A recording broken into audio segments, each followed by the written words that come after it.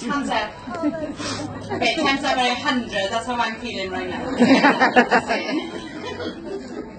Okay, so I put this image up when I was doing my slides, and I thought, oh my gosh, it looks like there's confetti coming out of my brain. And I thought, well, that's exactly how I feel doing my slides, so I'm just going to leave it there, okay? Okay, so I'm here to tell you about my story. I have got notes, girls, because otherwise I will ramble, and also, if I talk really fast when I'm nervous, so if you don't understand me because of the accent, just look for your nearest Welsh person.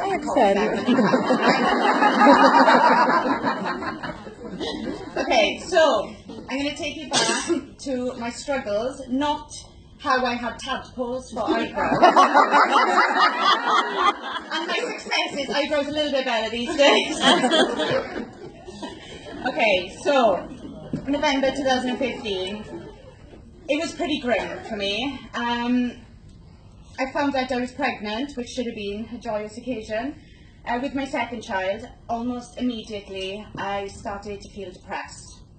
There were days I really couldn't get out of bed, not even to pick my daughter up from school. I had suicidal thoughts, and it was just in general a really, really dark place.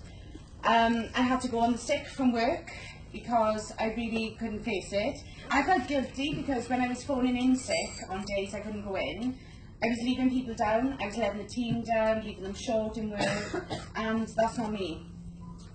So I felt, despite my other half not having amazing wage, I felt I had no other option but to resign. So, what do you do when you're having a mental breakdown, you're 8 weeks pregnant, haven't got a penny to your name, you go and buy makeup kit, yeah? Of course you do. And that's exactly what happened. Serious. I think this is when I proper lost the plot. Didn't even wear makeup either, so... My vision, though, was that it was something that I could do on the good days. So the days that I could get out of bed and focus, it was something that I could do. And on the bad days, I didn't have to worry about phoning in sick and leaving people down. Also, I had been in direct sales before, so my expectation was similar to my previous job, was to sell, and I was going to get to green by the time the baby was born in June. Okay? The reality of it all, people mocked me. They rolled their eyes every time I mentioned what I started doing. And lo and behold, almost every person, if anybody else can relate to this, every person you know, all of a sudden, I don't wear makeup. Anyone else get that? Shocking, isn't it? So, I hit Facebook, I put up a post, and I thought, yes, this is it. I'm going to sell hundreds, I am going to be a mascara millionaire, okay? And not one person commented on my post. Not one person liked my post. Okay. Like that. My mum thought that I was working for a clinic. I think she still does to this day. And her other half sniggered and said, oh, what are you doing now? When I mentioned. Then with the rush of hormones, in the last part of the first trimester, my depression got worse. I pushed everyone away from me because I felt I didn't have any support at all, apart from my other half. I felt so alone, and if anyone else has suffered with depression, no one else gets it, do they? You think, no one understands, leave me alone, and that's what I believed anyway. So, second trimester arrived, and I started to feel better. It was the beginning of the new year too, so fresh start and all that. Hormones had calmed down a bit, wasn't such a psycho, and I'd settled into the company a bit more, so I started to get used to what was going on. I started to watch other people, like they were doing videos and stuff, and I thought, if I couldn't even do selfies, girls, at the start, right? It petrified me. And I thought, if they were successful, then what are they doing different to me? There must be something that I'm not doing. So then, I nearly died of hyperventilation in my bathroom doing my first ever pre-recorded video. There was no such thing as Facebook Live. I just could not press that button on my own in the bathroom. No one's watching me. Just can't press the button.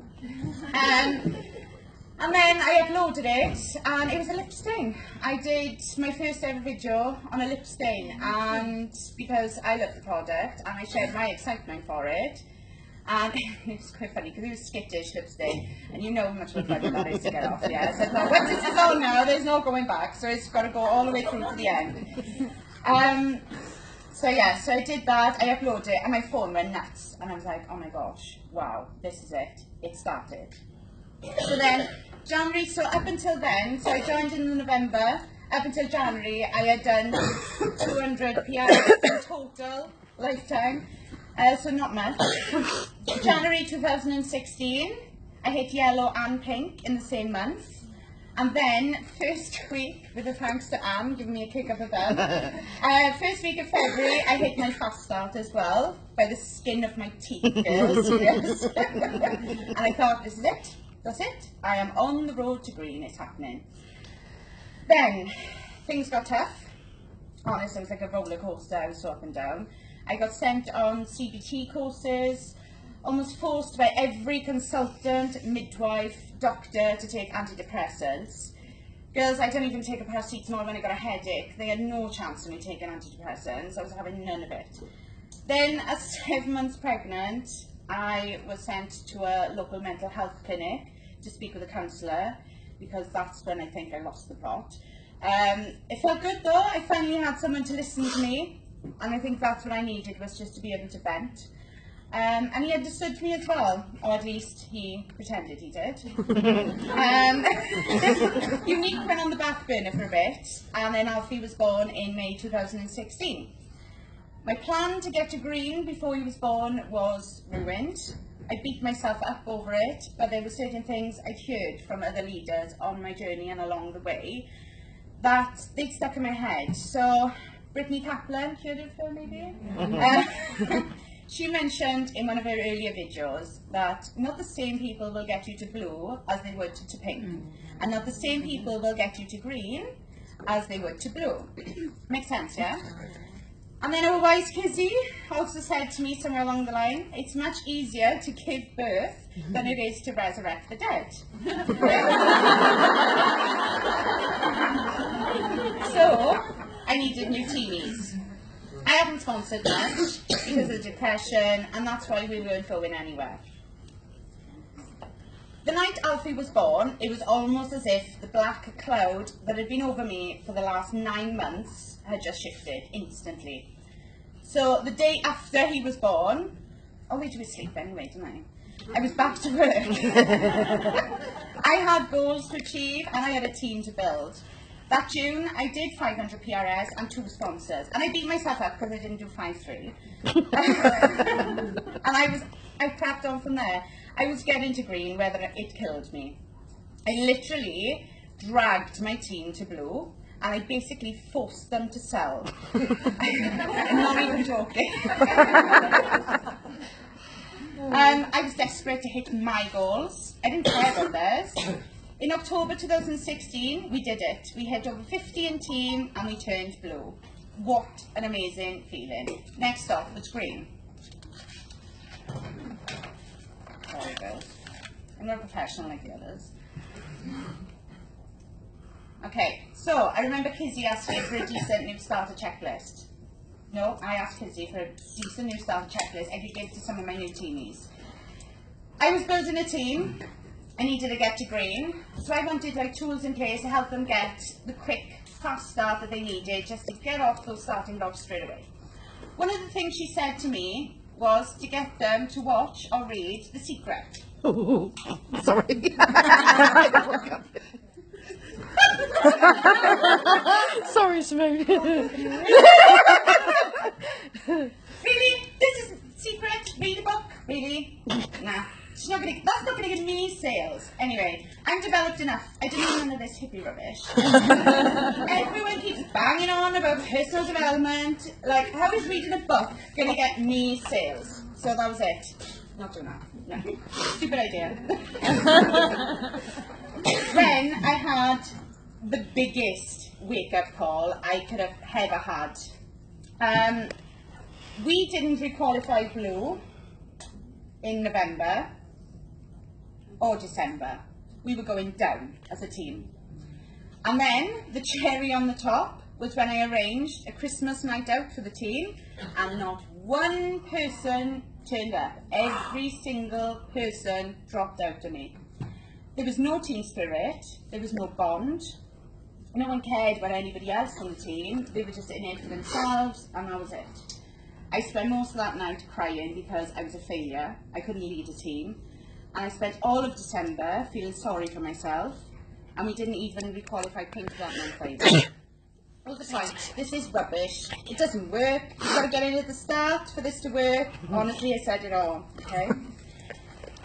Then I thought to myself, right, this is it. You're either going to do something about this or just quit. I don't do anything half-assed. What's the point in doing anything half-assed? Use your full-ass, yeah?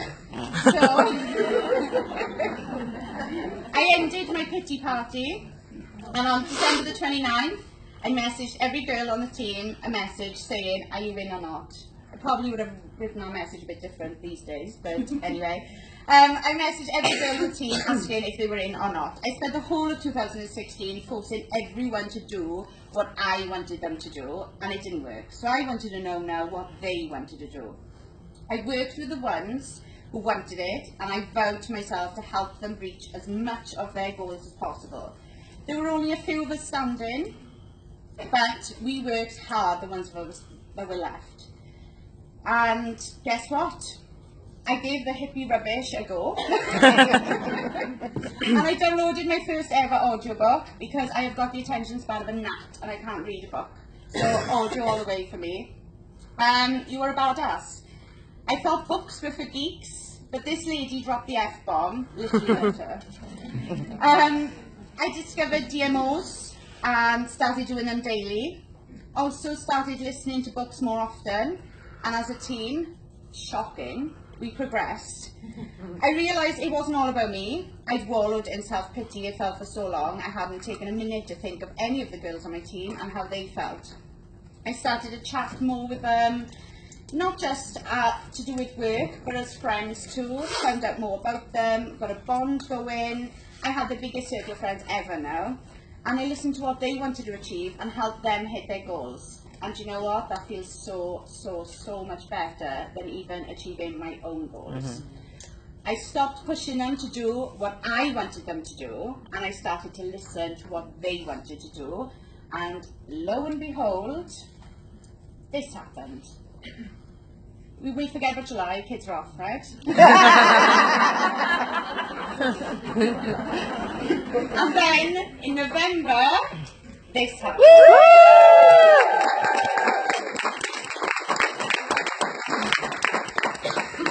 And we have re-qualified as well, just saying. My life changed when my Facebook posts, my Monday Facebook posts, stopped looking like this, and they started looking like this. Now, I say cheers to all your Mondays. I say cheers to my Monday, every Monday, Tuesday, Wednesday, Thursday, every day. I would never have changed my life around with my mindset if I hadn't found this company and what we stand for. It's so easy amongst month-end hustle and promotions to forget sometimes what our aim is in this company. We don't aim to sell. We uplift, we empower, we validate everyone around us. We change lives.